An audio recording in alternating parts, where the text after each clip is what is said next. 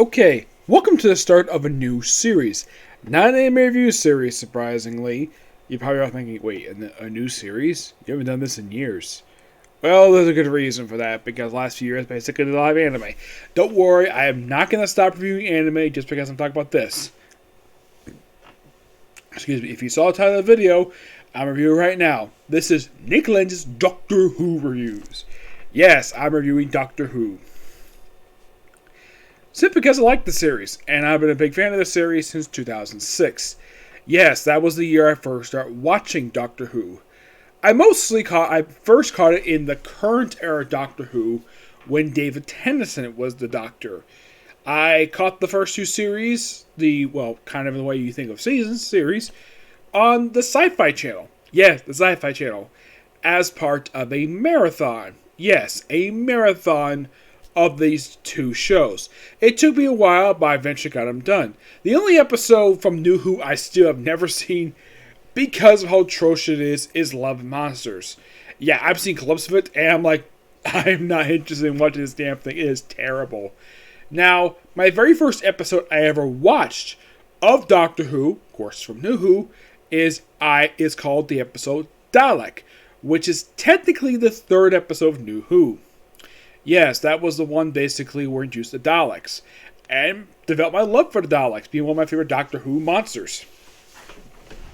Yep, and later on, after I finished watching New Who, I discovered about the Classic Who. The thing is, with Classic Who, it's not widely available like on regular BBC reruns. Nope, I had to watch this on Dailymotion. Yes, I watched the entire series on Dailymotion. And I do own a few of the classic Doctor Who serials. I'm going to talk about one of them right here.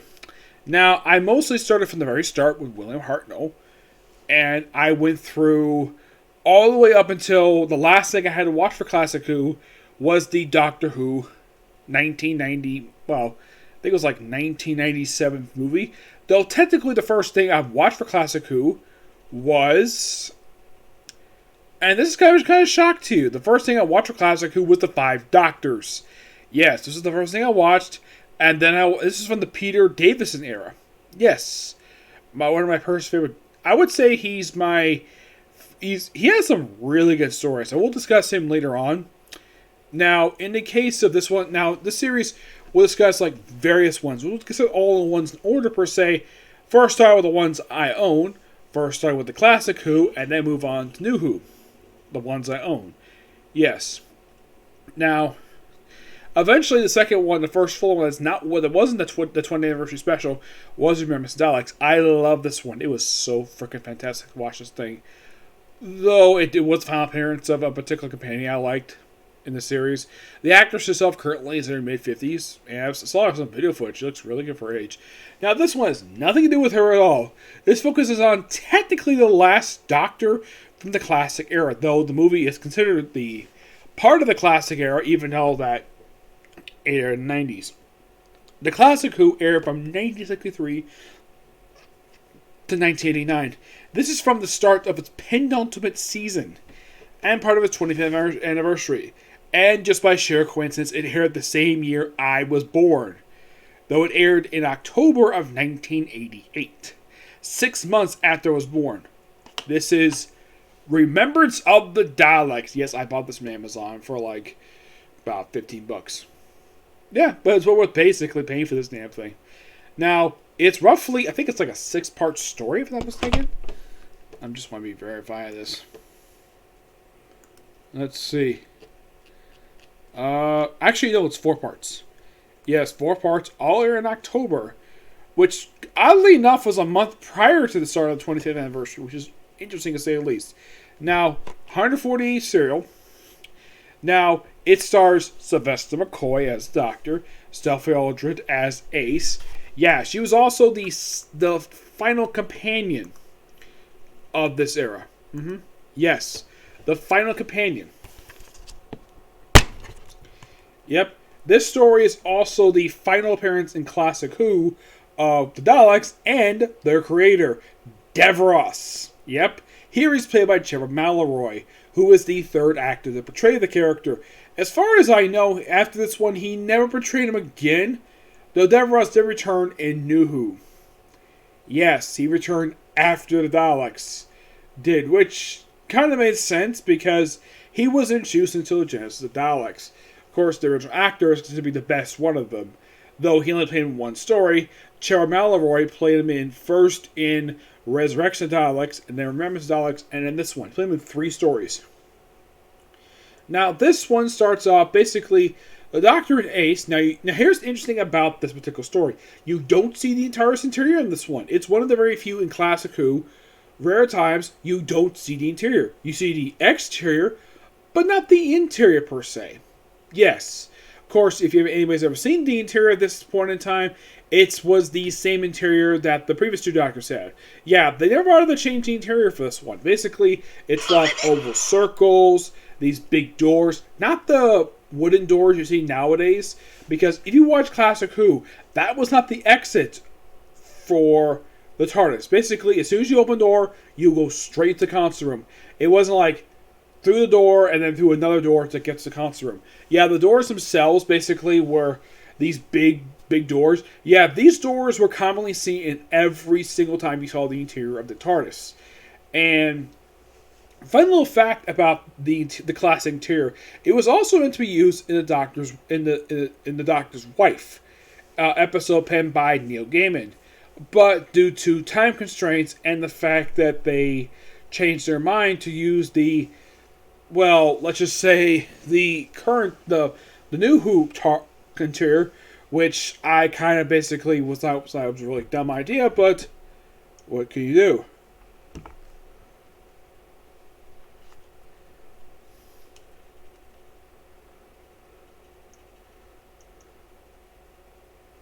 Yeah. Now, basically, where the Ace and the Doctor arrive, they arrive in 1963, the day after. Well, the day after the first Doctor, Ian, Barbara, and Susan left the 1960s. As a matter of fact, they actually visited the school, which has been featured several times in current Who, mostly in the 12th Doctor's era, mind you, in his, well, when he had this his second to last companion show, Clara Oswald. Now, they pretty much where they see this mysterious, like, this weird looking black fan, which, by the way, you do see on the cover of this thing, like, oh, there's an explosion behind the thing? No, that has nothing to do with it at all. Oh, in case you're curious about these other images, that is the Imperial Shuttle. That actually appears in the final episode, believe it or not. And you have 3 Daleks here. First you have the white and gold Daleks. Those are the Imperial Daleks. The black and silver one, that's the Supreme Dalek, the leader of the Renegade Daleks. And who is that Dalek? What's with that Dalek with that big vaporizer? That's the Special Weapons Dalek. Yeah, this is the story made its debut, though the Dalek himself has actually made a reappearance a couple times in current Who. It did appear as a quick cameo in Asylum of the Daleks, and I believe it also appeared in Devros's last known time he appeared in Doctor Who, which I believe it was the start of the 12th Doctor's final season of the show. Yeah, that was the last time that the Special Weapons Dalek appeared. And this thing is quite powerful. And what faction is part of? The Imperial faction.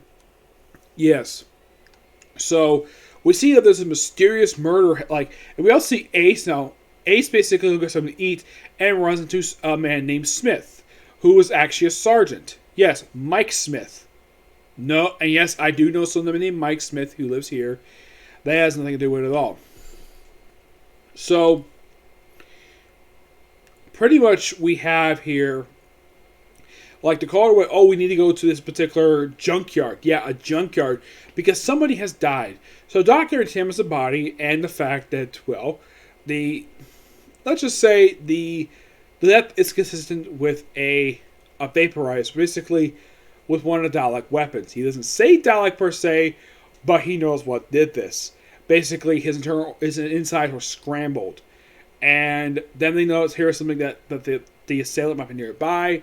So we have a really cool gunfight, fire off of Shikloon grenades, And then we see a scene that come right out. It's a Dalek! Yes, it's an excellent sequence, by the way. And the way to defeat this thing is quite interesting. Ace is notorious for being an explosives expert. Yes, by far the one of two companions I can think of to actually carry a weapon with them. Though this one's mostly explosives made from water bottle. Well, basically thermoses. Yeah, it's basically the top, and she said, "Oh yeah, these are like 10 seconds." And eventually, you blow it up, and that was the last you see. Well, this particular Dalek will continue to partially appear like a little bit later, and of course, before the battle begins, basically the group captain, not the brigadier, a group captain, has one of his men basically evacuate some small group of civilians. Yes. Is this a large group? No, it looks like more like a dozen of them. Like, okay. Like, now the person who died was in fact was basically an army officer, which, okay. And then of course we see the Dalek fire before we actually see it, and eventually so the Doctor steals the van. And eventually we get some like good continuity nods here, like being a conversation between Ace and the Doctor, where he talks about basically his times when he fought the Daleks. I mentioned about Devros, Scarrow, which is great. Oh, if you're curious though, when does Devros show up? He doesn't show up like half of the story. And why are the Daleks here in 1963? Why are they here? Because they're at this mysterious device known as the Hand of Omega, which is described as the device that basically created the capability for Time Lord to time travel. Okay. Like, how did the Doctor get his hands on it? Never explained. Where is it? It's kept at a funeral home. Yep. Oh yeah, by the way, it was actually a joke. It was actually a reference to the first Doctor here, where Ace is basically with Smith taking his place, basically his mother and where his brothers live, which is quite interesting. And Ace, of course, sees the signs as no coloreds, which is typical for 60s because racism was very high in the 60s. Though some people think racism is still around this very day, which, no, racism has been very low since the 80s. But I'm not going to basically talk about political opinion here. So, basically, like, the Doctor himself basically, after, well, had this wonderful cafe scene, which it was pointed out, though, that the guy he's talking to is the guy from Fresh Prince of Bel-Air, Jeffrey. Yes, Jeffrey. I believe he was the butler on the show, if I'm not mistaken. Yeah, I watched like one episode of the show. I didn't watch it when it aired, per se. Well, because I never developed an interest in Fresh Prince of Bel-Air. Despite the fact I was a kid in the 1990s, I just never developed an interest in it at all. And basically, according to Sylvester McCoy on the deleted scene function, this scene, basically the scenes of this cafe were his favorite scenes to do in this whole entire story. And when they actually have the Sylvester McCoy and Sylvia Austin, they have the actual, like, the way they currently look, not the way they look back in the 80s. No. Yeah, they do a deleted scene with some extended footage here. We also see Ace and the Doctor go visit Coho's school, basically Susan's school. And just by sheer coincidence, okay, they go into a class. First, they basically talk to the headmaster, which he's acting a little bit weird. Though they later reveal he's got like an implant back of his ear. Yes, where the heck the implant came from, I'll explain that in a minute. So they go look around the school, not really much of a bother, and they go into a classroom. Which classroom is it? Well, if you watch the original Doctor Who episode, it's the classroom run by Ian and Barbara. And, well, we have it where Ace picks up the book that was actually used by Susan Foreman, the Doctor's granddaughter. Interesting. And she leaves behind her, well, she referred to it as a tape deck. I refer to it as like a boombox, because that's basically what it is. Though it's an 80s device. Yes, an 80s device. I have seen these things. It's basically about, let's just say about this wide and this, about around this tall. It's basically shaped like a rectangle. And the way Ace carries it here, this is one I can tell basically standard for 8 people from the 80s basically to cover, to carry around these things, because Ace is from the 80s, so they claim that she's from the 90s, though it's kind of confusing here. By the way, Ace is 17, mind you. Yeah, she's 17. And she's a tomboy. I should point out the actress is currently in her mid-50s. Yes, Sophie Aldra is in her mid-50s. And the way she appears in the current stuff, like, she looks like she hasn't aged that much. I mean, the only way you know she aged is the way her neck looks. Well, it looks like she has a little bit of wrinkles on her neck. Mostly, but she looks exactly the same. I think she just looks a little bit taller and a little bit older per se. But Sylvester McCoy himself, he's in his 70s. And it's something interesting though. It seems like almost all Doctor Who actors, like I'm not sure about Peter Davison, but Sylvester McCoy and Colin Baker, the guy who preceded Sylvester McCoy, they're both in their 70s. I think that, well, because when Sylvester McCoy first took on the role, he was actually in his early 40s, which apparently the BBC decided to go with the same premise they did with Tom Baker, a guy also in his 40s. Though in the case of Sylvester McCoy, he was only in the series for 3 years, compared to Tom Baker, who was in the series for 7 years, which is still the longest tenure of a Doctor. Yep. And then we have the episode end, basically them go into the basement, come across the transmat, and then we see appearance sort of another Dalek popping up. Everything to say was like an opera. Like, okay, who operates it? A Dalek. And then we see a thing we actually would see pop up a lot in current 2, where we see a Doctor is running upstairs because a Dalek is nearby, and Ace basically gets knocked out, but she gets pushed aside by the headmaster, and then of course he locks the door, and we see like the Doctor trapped, and we see something very cool, an effect that actually would not. This is actually was the first time that the Daleks did this. The Dalek flew. Yes. And people think this is a modern thing that the Daleks do. Oh no, this is the first one they did it in. And they did it in episode 1. But luckily enough, at the start of the very next episode, we have Ace spearing. Yes, she's speared. Yes, it's a spear. Basically a shoulder tackle right into the headmaster, and then locks the door. And then the Doctor's like, what happened to him? And she said, stomach ache. I thought it was kind of hilarious. And then, of course, she locks the door, and they run off. And then the Dalek blows up the door. He basically blows the door off its hinges. And meanwhile, though, now the thing is explained by the group captain. He basically ordered a lot of explosives, a lot of like anti-tank weapons brought to the school because I was in the area. And the Doctor himself signs up on a grenade launcher. Yes, a grenade launcher with an actual, like one of those rocket launchers. So he signs up. By the way, his signature is, get this, a question mark. Yes, the Doctor's signature is a question mark. So he signs it, and the guy basically is like, okay, fine.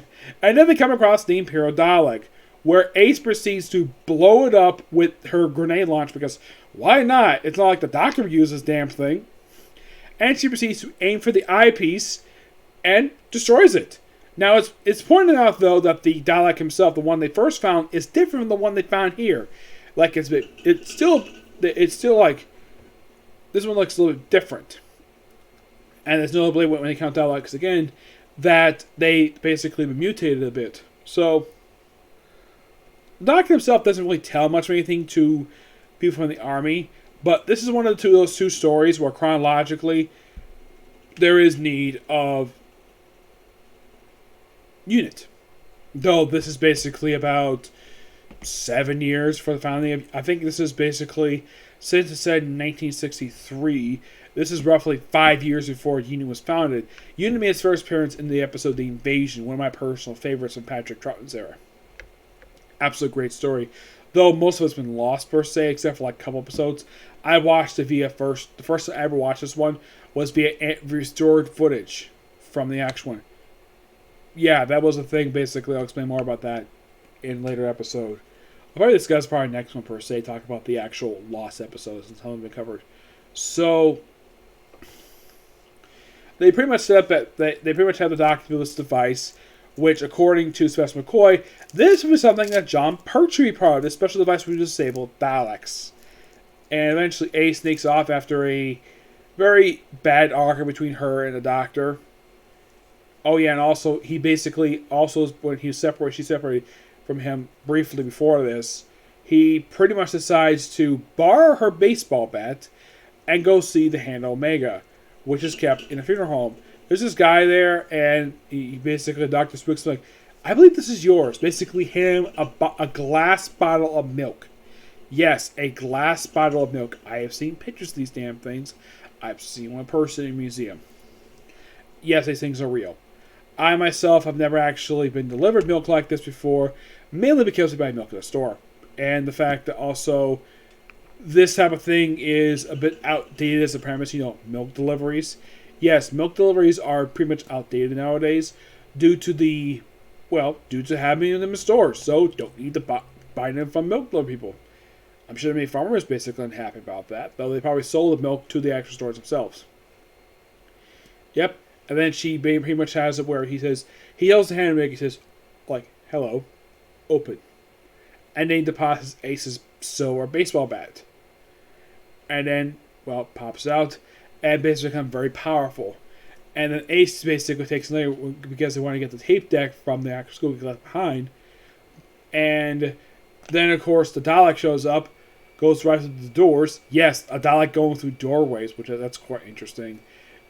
And it says, intruder, small, female. And she's like, who are you calling small? And then she proceeds to beat the crap out of the damn thing with a baseball bat. Where she proceeds to, knock out one of this little things on the nose that is speaking. Knock out the eyepiece. Disables the plunger and knocks a couple of the spears on it, which I thought would be so awesome. And he proceeds to basically, because he's blind, so he proceeds to destroy the tape deck. And Ace jumps out a window. No, not on the ground. This actually is on the second, I think it's the second, third floor, because apparently this classroom's got windows on the inside. This technically is true, but not like this. It's probably for the 60s. And then she comes across another Dalek, disables it, and then she runs downstairs, and then looking up, the doctor uses the thing to disable the Daleks, and then they proceed to blow up the Dalek with explosives, and they basically notice that one of them is alive, and grasp on the Doctor. By the way, when Daleks first see the Doctor, it's like, you are the Doctor, enemy of the Daleks. Of course, the Daleks, basically. Also, I found this to be quite hilarious from the opening scene, like I mentioned here. He's like, hey Dalek, don't you recognize the face of your mortal enemy? Yep. Which I found to be so hilarious. Yep. And then of course, afterwards, set up a base there, and they hear, they found where the actual mothership is, where the Imperial mothership is. It's an orbit, you see the actual interior. Though I'll get to basically, before it gets that, we see that apparently Ratcliffe, he's the guy who helps out Smith with some people and moves the destroyed Dalek. And you see this mysterious person in a chair with his helmet. Excuse me. I'll see this little girl popping around. Yes. This little girl, as far as I know, does not get a name in the story. She's never named, just some blonde little girl who is very, let's just say, who follows people around. Doesn't say much of anything. And yeah, she doesn't speak very much here. Probably because she's a child actress. And Olivia, who powers actually halfway through the story, what her power, she actually has powers, believe it or not. She's a freaking psychic. She can basically use electric hands. She basically can shoot electricity out of her hands. Yeah, I'll get that. So, of course, Ratcliffe mentions that during the last war, probably World War World War II, that he was imprisoned for saying that the UK was siding with the wrong people. Which I'm like, really? Are you saying that the UK should side with fascists? Really? I know the Dalek basically know being fascist, but really? You want to side with frickin' Nazis? Whatever. So, eventually he finds the Hand of Omega.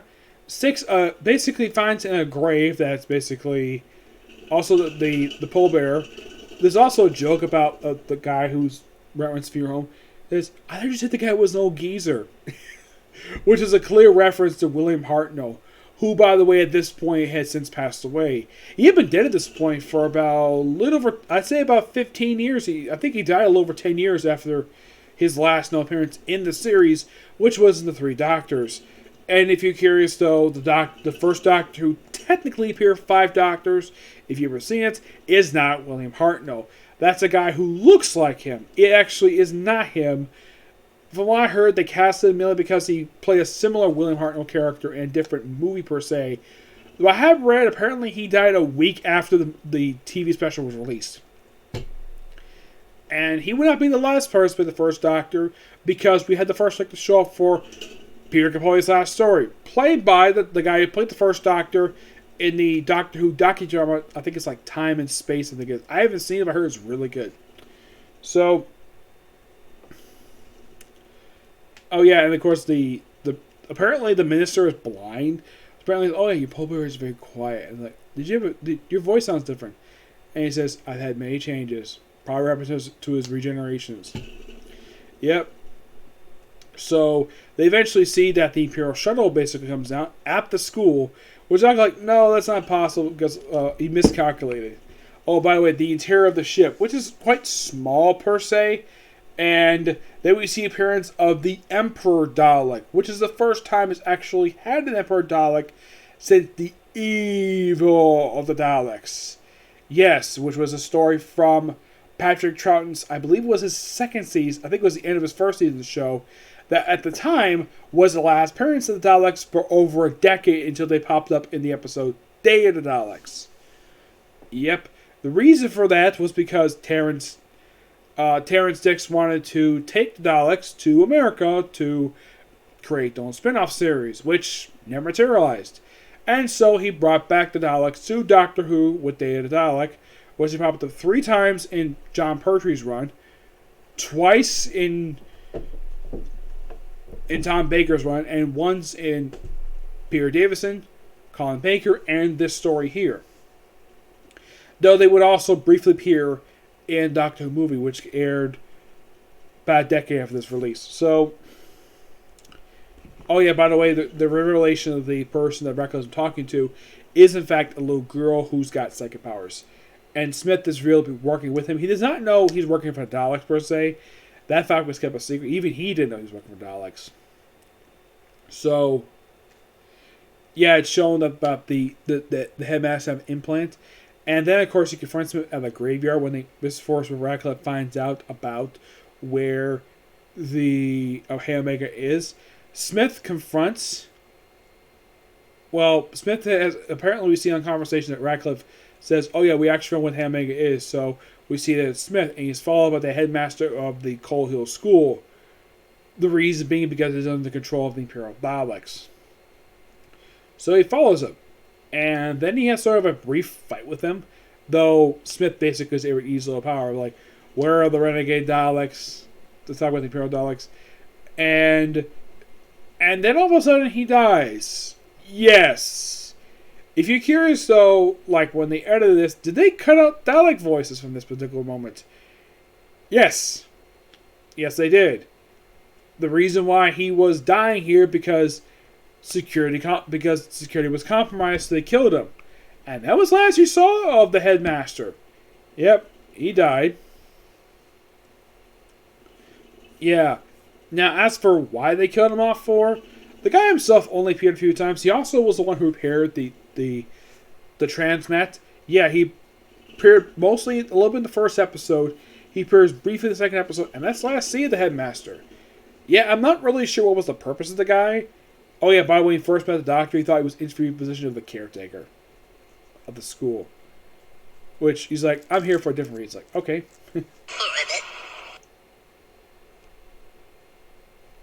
Yeah, so... Then, of course, well... Then it's found out about Smith's, basically, his treachery, so he's put under arrest. Oh yeah, and also... The doctor convinced the group captain to evacuate the area to make sure there's not any civilian casualties. Which, that was a smart move. And he's like, okay, so what was the cover story? Probably a gas leak. To evacuate this whole area, wherever the school is. Which, that's actually a pretty smart move on the doctor's part. Because even he probably does not want to see destruction in this area. Basically, anybody get killed. I mean, technically in this whole story, you can see maybe like 3 characters die. Yeah, 3. Yeah, 3. First one being the headmaster, and then Radcliffe basically is imprisoned by the renegade Daleks when they apparently get their hands on Hey Omega, and then the then the Imperial Daleks get it. Of course, well, the Emperor is like, send out the special weapons Dalek, which this Dalek is powerful enough to destroy 3 Daleks at once. which basically even human military has a problem basically handling one, much less three. And they take a hand Omega back to the spaceship. Yep. And before the spaceship gets back to orbit, Doctor's like, group captain, do you want to engage in an act of piracy? He's like, okay. So he goes down, knocks a part of the roof, probably pretty easily. And he's like, intruder alert, human presence. And he's like, I'm not human. And he puts his hat on the eyepiece. He's like, you're the Doctor, eternal enemy of the Daleks. Which I found to be so hilarious. And eventually he disables that Dalek. And he steals some equipment from there. Which that actually leads into the final episode. Like, okay, time to go. Okay, would you mind going over the grate? And of course they go out to the entranceway, which is quite smart. And of course the thing closes, but the Doctor's question mark umbrella. Yeah, he's got a question mark umbrella. Yeah, that's a trait basically associated with the Seventh Doctor. As a matter of fact, you actually see it, not on the cover of this, but you do see it on the back of this DVD. Yeah, what he's holding in his hand, that's his question mark handle umbrella, which is a common thing he would use for this whole run. And from what I heard behind the scenes, this hat he's wearing, that's actually his hat. He's one of, like, 2 actors who actually, rather his whole tenure, wears a hat. He's also got a pullover vest. Excuse me. With a bunch of question marks on. Got a little scarf with him.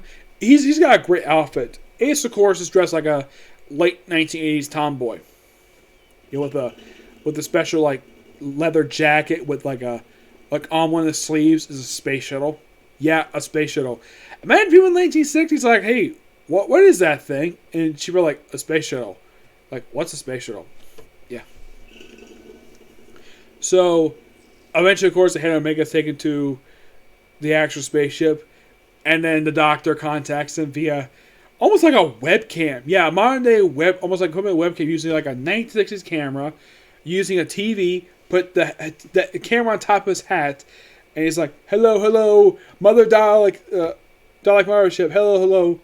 This is the Doctor, President-elect of the High Council of Time Lords. And, of course, speaks to the Emperor, who is revealed to be Devros. Yes, Devros. He's like, you basically try to shed your humanity. Yeah, which I found to be so hilarious because the Doctor is so funny here. And this is an absolute great scene between Trevor Malloy and Sylvester McCoy. These two have got great chemistry, despite the fact they never have on-screen confrontation with the exception of this one moment. I think it's interesting, though, that Tom Baker encountered this man twice and actually have face-to-face with him. Same thing with Peter Davison, Tom Baker. Not the case with Sylvester McCoy, just over a television screen, which I'm like, really? At least in the case of David Tennant, at least he actually confronted the man. And Peter Capaldi. Yeah. He's got like wires around him. He's like in this small thing. How the heck he built this thing? The man's a genius. He must have been building in his spare time. When he did this, don't know. And they chat for a while. And then Omega is sent straight to Skaro. And you probably think, oh no, they're going to develop their own time travel. Nope. The Doctor programmed the hand Omega to churn the star of Skaro, the sun, into supernova, destroying Skaro. Well, mostly basically turning to ash. And then sending the hand back to Gallifrey. Yep, back to Gallifrey. Oddly enough, the hand of Omega's never popped up in the current Who. I'm not really sure why. And then, of course, they keep the whole thing basically hush up. Hush, hush. And Dr. Ace basically off. Also, basically, before this, you actually have Smith being killed by the little girl. And the little girl looks like she's about to kill Ace. And then the Supreme Dalek, who's the only Dalek left, mind you, because all the rest Daleks are dead. Except they never show, like, they kind of imply that the hand Omega destroyed the mothership, which apparently destroyed the special weapons Dalek, though it's later shown to be alive, probably because of the prop. And with the Supreme Dalek being only left, he's like, the Doctor, instead of using weapons, he uses words as weapons. He's like, you're the only one left, so you're useless. He's the only one left of your forces. And then he self-destructs. And this apparently affects the little girl too. She's like, ah! And then she collapses. And then Ace comforts her basically where she's crying. And that's the last you see of her. And then, of course, Smith himself is killed by the little girl via her electrical powers. Yes, we have this sort of time distortion. It's basically one of those like balls. You can basically move your fingers. You move like little like electrical bolts. Yeah, this thing actually does exist. I've seen this thing, and this is not like futurist technology or alien technology. This actually is human technology. They say it's some time converter, and they kept it in a desk. Yes. Also, like, there's a lot of question marks basically raised. This one, like, at the very end, we see Smith having his funeral because he died. Yeah. Oh yeah. By the way, Ratcliffe is killed by Dalek. He doesn't get a funeral. And roughly, if you look at this whole story, I would say roughly about 5 people get killed in the story. Yes, 5. All of them, except for 1, are killed by Dalek. Yes. Like, Smith is the only one not killed by a Dalek. He's killed by a little girl. Yep. And of course, Ace and the Doctor go off on another adventure. And that's where the thing ends. It's an overall really good story. And a lot of excitement. Good music. Good pacing. Great everything. And this is the way they open up the 25th season of the show. Yes, they would have returned for another classic Doctor Who monster. The Cyberman in the Silver Nemesis. Am I covering the next one? No, I'm not going to cover the next episode. You'll find out what it is when I get to it. By the way, I give this story a 10 out of 10. It's an excellent story. Yep. I highly recommend checking out this DVD, which has like deleted scenes, which basically explains Sophie Aldred and Professor McCoy himself basically narrate over this stuff, which is fantastic. Like, question marks I have about this thing, like, because there's some minor plot holes. This one, like, for example, when the heck did the little girl get contact with the renegade Daleks? 2, when did the renegade Daleks hit the Earth? 3, where is the spaceship? At least the Imperial Daleks actually explain how the heck they got to Earth. By the way, the opening shot of this episode is a complete rip-off of Star Wars. And they even have a reference to the actual opening episode of Doctor Who, where they actually have, like, from what I can tell, the actual, like, airing thing here, like, the actual broadcast on TV is like, what? See our new Avengers, you see our new sci-fi Avenger Doctor Who, which is the William Hartnell stuff, which I thought that was quite interesting. Oh, fun little fact though, comes to Doctor Who. The first episode aired, it was the day after JFK was killed. Yep. Matter of fact, JFK, you hear his voice at the start of this, which I thought was quite cool. Yep. Everything about this is so fantastic. And I do recommend checking it out. Yep. But if you want to start with Professor McCoy, I would start with Time of the Mark of the Rani, which is technically his first appearance. Though he also plays 6th Doctor here, because what happened though is that Colin Baker was fired because Judy Heads wanted to be fired, and even though John Lee wanted to leave, Colin Baker himself hated the fact he was fired, but he later said, I saw it like online, he apparently loved playing the Doctor. In the case of Professor McCoy, from what I could tell, he loved playing this character. Yep. Though with this one, you see seeds planted later on throughout this whole thing. Though, if you look up exactly how long seasons 24, 25, and 26 are, they're not very long, per se. No. Like, combined, he only had 31 episodes he appeared in. Yeah. He appeared in roughly 12 stories over the course of 42 episodes. Yeah. 3 series and a one-off special, though. He also appears some stock footage, Day of the Doctor, and he also, of course, also appears in the Doctor Who movie, and tons of audio dramas. I have listened to part of the very first one, Sirens in Time, which has, you actually hear his voice, which, that if you listen to it, it is Professor McCoy's voice. If you look up the credits, it is Professor McCoy's voice. And it's a crossover story. Yep. But yeah, that's particularly it for this particular review. Stay tuned for my review of the newest episodes. Everybody sends it up soon. Okay? Next video. Bye.